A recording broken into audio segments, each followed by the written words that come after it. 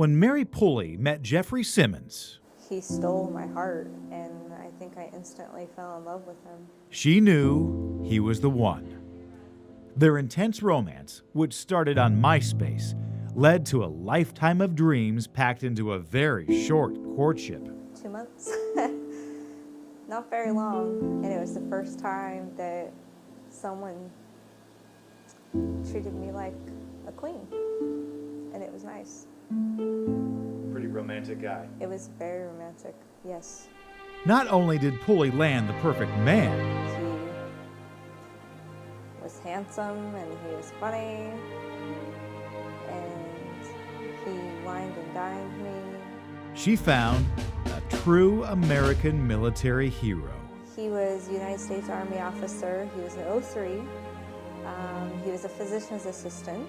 When Simmons proposed to Pulley, it was a no-brainer. I just felt special every time I was with him. At their wedding, Officer Simmons proudly wore his decorated Army uniform, complete with all the medals you would expect from someone with his distinguished military record, including these Medals of Valor. He told me that he had been stationed in Iraq.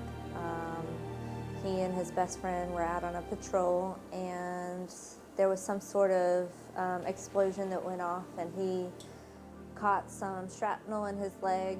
He told me that he did get shot, but that he was trying to push his best friend out of the way, and so he was awarded the Purple Heart and was permitted to come back to the United States to unfortunately bury his best friend. He told me that he laid his Purple Heart on his friend's gravestone because he didn't feel like he deserved it because he survived.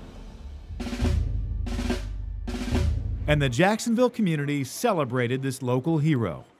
Here he is in his officer uniform at a local parade. Everything seemed perfect. Pulley and Simmons had 2 babies. Adam is now 2 years old and Rosalind is 1. But Pulley started getting a bit suspicious of her perfect husband when she had to work while pregnant to support their family. I was told that he was currently working in a Black Ops team, that he couldn't explain everything, but he was basically anti-terrorist narcotic unit. While Simmons was gone during one of these Black Ops weekends, Pulley started wondering why her hero husband was not bringing home any money from all this high-profile work. This is the Wall of Ultimate Sacrifice in Jacksonville. These are the men and women who gave their lives for their country. These are Purple Heart recipients.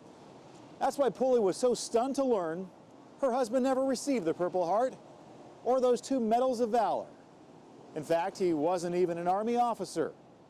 She found all this out while he was away on one of his Black Ops weekends, and she was going through his Army records. I read that he was an E4 in the United States Army and that he was in possession of controlled substance and had been discharged and demoted to an E1 and stripped of all rank and medals. What was going through your mind when you read that? Pure devastation.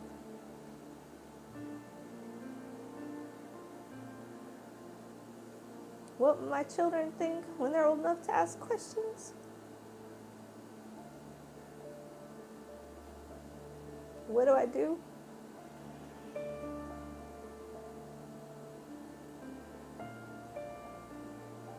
Why? I broke down. And I cried for 3 months. And probably from a distance, I would have saluted this guy, and out of respect because of the rank that he was wearing. We took this case to Ray Quinn, a retired sergeant major with the Florida Army National Guard for more than 30 years.